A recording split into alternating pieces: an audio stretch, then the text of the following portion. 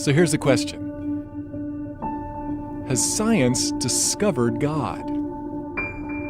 Well, Einstein didn't believe it was possible, but Stephen Hawking said it might be the greatest scientific discovery of all time. So, what discovery has baffled the greatest scientific minds of the past century, and why has it caused them to rethink the origin of our universe?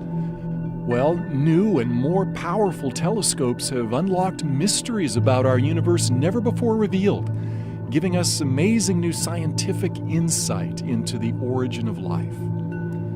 Has science discovered God? But wait a minute. Hasn't science proven we don't need God to explain the universe? What is it about this discovery that is so fundamentally different, and why has it stunned the scientific world? Well, this discovery, along with what molecular biologists have learned about the sophisticated coding within DNA, have many scientists now admitting that the universe and life itself appear to be part of a grand design. One cosmologist put it this way: many scientists, when they admit their views, incline toward the design argument. Surprisingly, many scientists who are now talking about God have no religious belief whatsoever. So, what are these stunning discoveries that have scientists suddenly speaking of God? Well, there are three revolutionary discoveries from the fields of astronomy and molecular biology that really stand out. One, the universe had a beginning. Two, the universe is just right for life. And three, DNA coding reveals intelligence. The statements leading scientists have made about these discoveries may shock you. Let's take a look. The universe had a one-time beginning. Since the dawn of civilization, man has gazed in awe at the stars, wondering what they are and how they got there. Although on a clear night the unaided human eye can see only about 6,000 stars, Hubble and other powerful telescopes reveal there are a billion trillion stars clustered in over 100 billion galaxies. In fact, our sun is like one grain of sand amidst the world's beaches. But prior to the 20th century, the majority of scientists believed our own Milky Way galaxy was the entire universe, and that only about 100 million stars existed. Most scientists of the past believed that our universe never had a beginning. They believed that mass, space, and energy that compose our entire universe had always existed. But in the early 20th century, astronomer Edwin Hubble discovered that the universe is expanding. Rewinding the process mathematically, he calculated that everything in the universe, including matter, energy, space, and even time itself, actually had a beginning. Well, shockwaves hit the scientific community. Many scientists, including Einstein, reacted negatively. In what Einstein later called the biggest blunder of my life, he fudged the equations to avoid the implication that the universe had a beginning. Well, perhaps the most vocal adversary of the idea that the universe had a beginning was British astronomer Sir Frederick Hoyle, who sarcastically nicknamed the creation event a Big Bang. He stubbornly held to his steady-state theory that the universe had always existed. Well, so did Einstein and other scientists until the evidence for a beginning became overwhelming. The logical conclusion was like the proverbial elephant in the room, namely that something or someone beyond scientific investigation must have started it all. Then finally, in 1992, the COBE satellite experiments proved that the universe really did have a one-time beginning in an incredible flash of light and energy. Although some scientists called it the moment of creation, most preferred referring to it as the Big Bang. Astronomer Robert Jastrow tries to help us imagine how it all began. The picture suggests the explosion of a cosmic hydrogen bomb. The instant in which the cosmic bomb exploded marked the birth of the universe. So the conclusion is, everything in the universe came from nothing. Science is unable to tell us what or who caused the universe to begin, but some believe it clearly points to a creator. British theorist Edward Milne wrote a mathematical treatise on relativity, which concluded by saying, "As to the first cause of the universe, in the context of expansion, that is left to the reader to insert, but our picture is incomplete without him."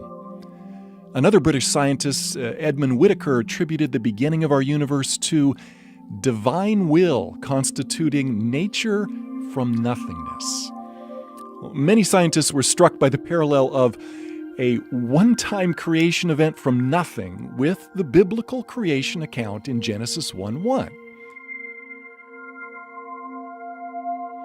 Prior to this discovery, many scientists regard the biblical account of creation from nothing as unscientific. Although he called himself an agnostic, Robert Jastrow was compelled by the evidence to admit, "Now we see how the astronomical evidence leads to a biblical view of the origin of the world." Another similar statement came from agnostic George Smoot, the Nobel Prize-winning scientist in charge of the Kobe experiment.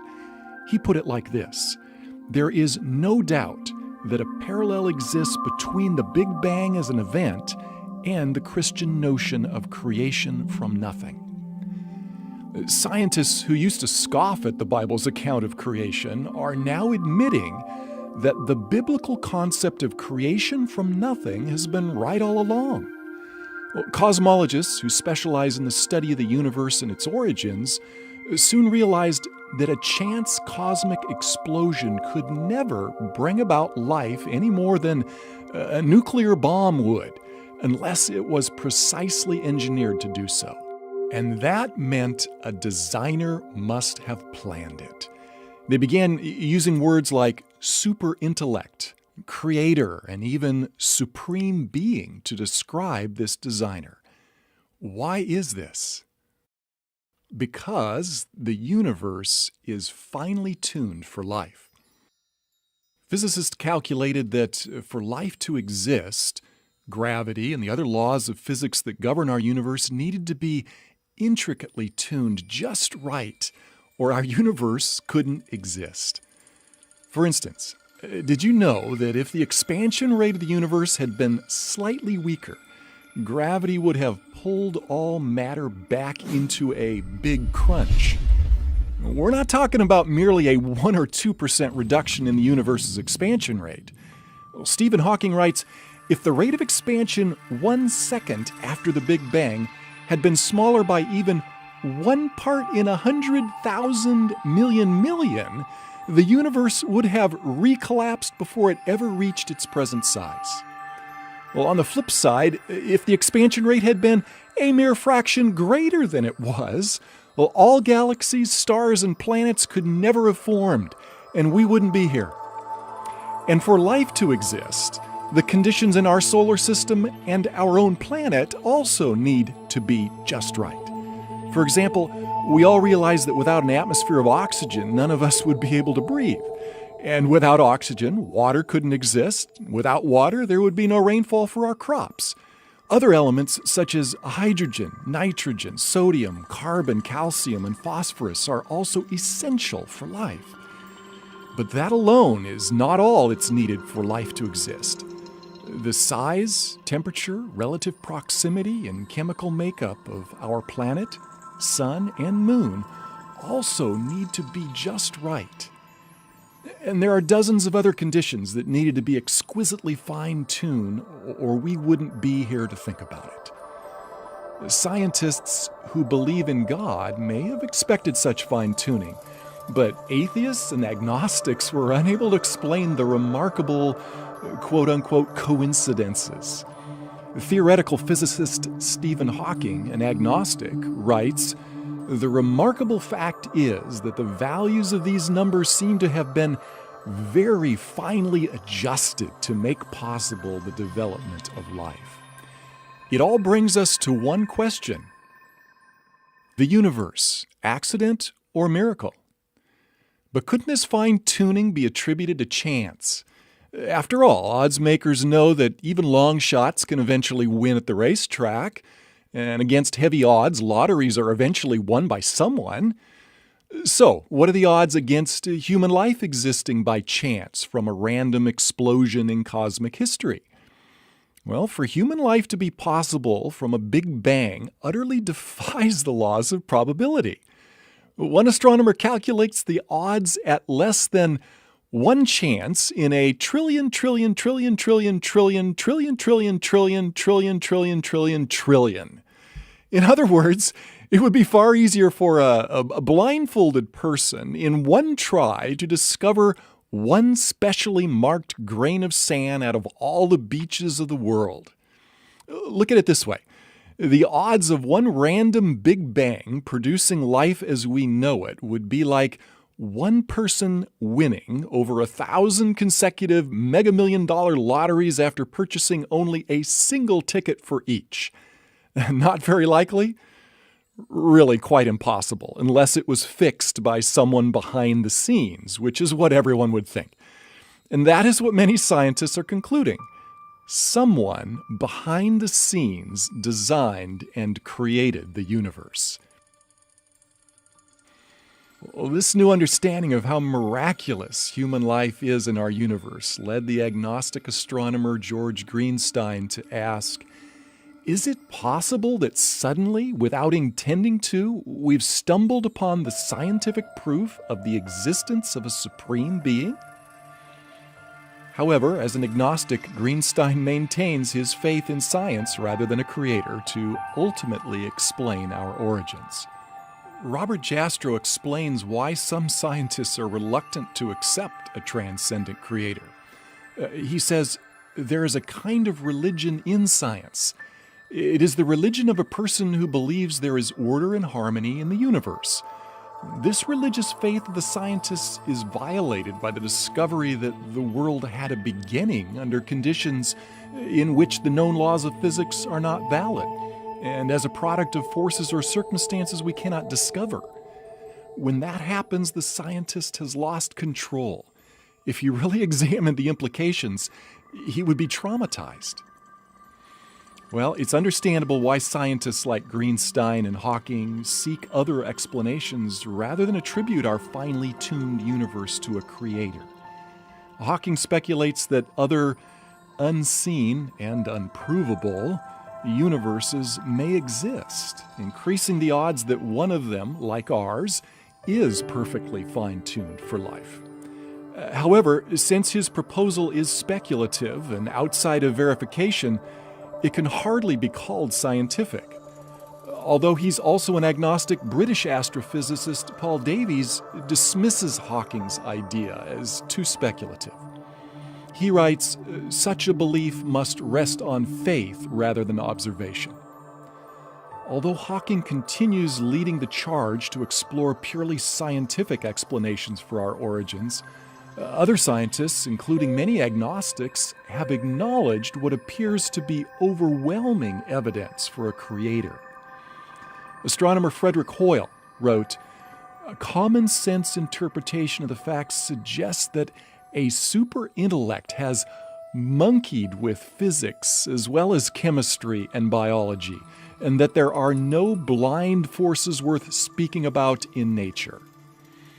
Although Einstein wasn't religious and didn't believe in a personal God, he called the genius behind the universe an intelligence of such superiority that compared with it, all the systematic thinking and acting of human beings is an utterly insignificant reflection. Atheist Christopher Hitchens, who spent much of his life writing and debating against the existence of God, was most perplexed by the fact that life couldn't exist if things were different by just 1 degree or 1 hair.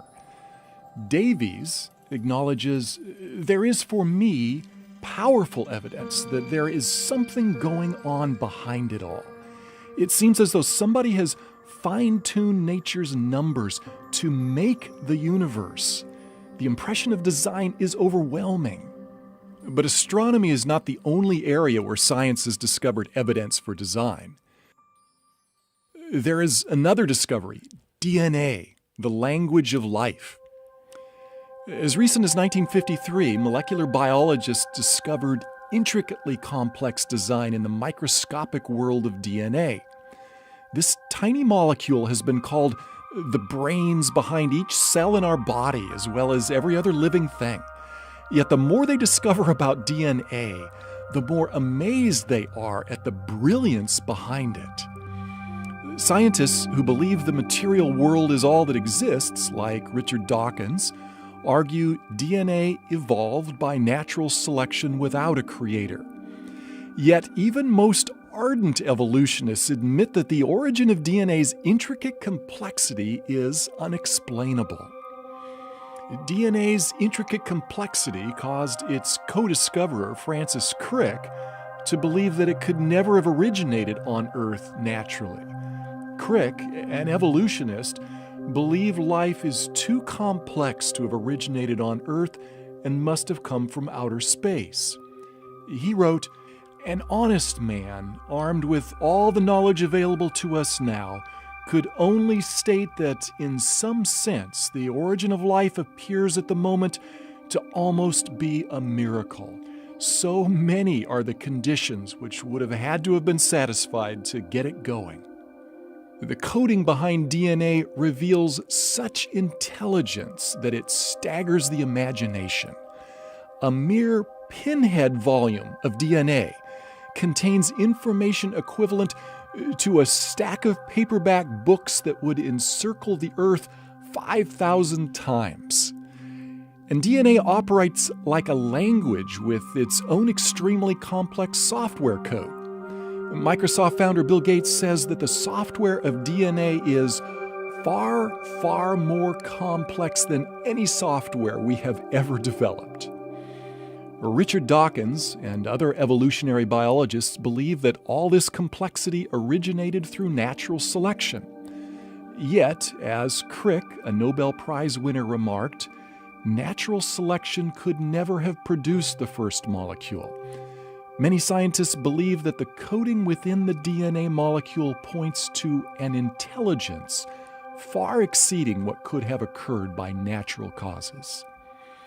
In the early 21st century, noted atheist Anthony Flou's lifelong unbelief came to an abrupt end when he studied the remarkable intelligence behind DNA. Flou explains what changed his position. "What I think the DNA material has done is to show that intelligence must have been involved in getting these extraordinarily diverse elements together. The enormous complexity by which the results were achieved looked to me like the work of intelligence. It now seems to me that the finding of more than 50 years of DNA research have provided materials for a new and enormously powerful argument to design." Although Flou was not a Christian, he admitted that the software behind DNA is far too complex to have originated without a designer. All this scientific evidence leads us to honestly consider that life and the universe have the fingerprints of a creator. Are scientists now convinced that a creator has left his fingerprints on the universe? Although many scientists are still bent on squeezing God out of the universe, most recognize the religious implications of these new discoveries. In his book, The Grand Design, Stephen Hawking, who doesn't believe in a personal God, attempts to explain why the universe doesn't need God. Yet when faced with the evidence, even Hawking has also admitted there must be religious overtones. But I think most scientists prefer to shy away from the religious side of it. As an agnostic, world-renowned astronomer Robert Jastrow had no Christian agenda behind his conclusions. However, he freely acknowledges the compelling case for a creator. He writes of the shock and despair experienced by scientists who thought they had squeezed God out of their world. These are his words. "For the scientist who has lived by his faith in the power of reason, the story ends like a bad dream. He has scaled the mountains of ignorance. He's about to conquer the highest peak. And as he pulls himself over the final rock, he is greeted by a band of theologians who have been sitting there for centuries. So, what if, after all, there is a creator? If there is a superintelligent creator, the question arises, what is he like? Is he just some cosmic force like in Star Wars, or is he a personal being like us? Well, since we're personal and relational beings, wouldn't the one who created us also be personal and relational? Many scientists, like Arthur L. Shavlov, professor of physics at Stanford University and winner of the Nobel Prize in Physics, believe that these new discoveries provide compelling evidence for a personal God. He writes, "It seems to me that when confronted with the marvels of life in the universe, one must ask why and not just how. The only possible answers are religious. I find a need for God in the universe and in my own life." If God is personal, and since He has given us the ability to communicate, wouldn't we expect Him to communicate with us and let us know why we are here? Well, as we've seen, science is unable to answer questions about God and the purpose for life. However, since the Bible was right about creation from nothing, might it also be trustworthy regarding God, life, and purpose? 2,000 years ago, a man set foot on our planet who claimed to have the answer to life. Although his time on Earth was brief, his impact changed the world and is still felt today. His name is Jesus Christ. The eyewitnesses to Jesus Christ tell us that He continually demonstrated creative power over nature's laws. They tell us He was wise, humble, and compassionate. He healed the lame, deaf, and blind. He stopped raging storms instantly, created food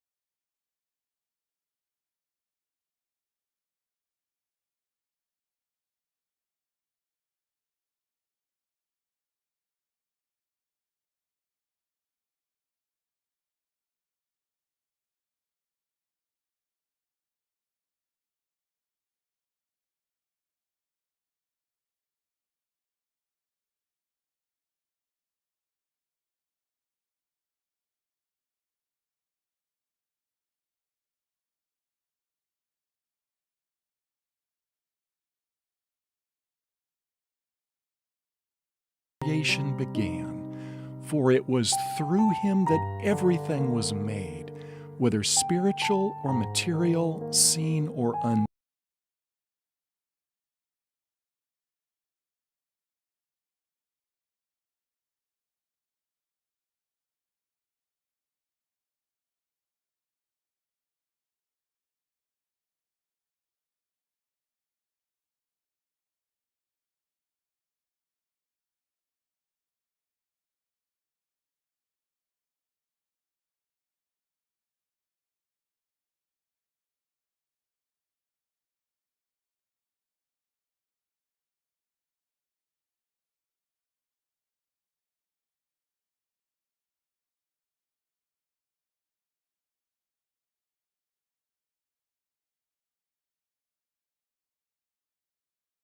And it was necessary for Him to rise from the dead so that we too could have life after death.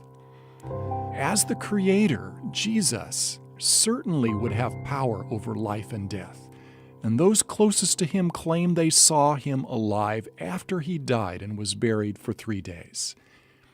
If they were wrong, then Christianity's been founded upon a lie. But if they were right, such a miracle would substantiate all Jesus said about God, Himself, and us. But must we take the resurrection of Jesus Christ by faith alone, or is there solid historical evidence? Several skeptics began investigations into the historical record to prove the resurrection account false. What did they discover? Let me invite you to click on the link below to take a closer look at the evidence for the most fantastic claim ever made, the resurrection of Jesus Christ from the dead.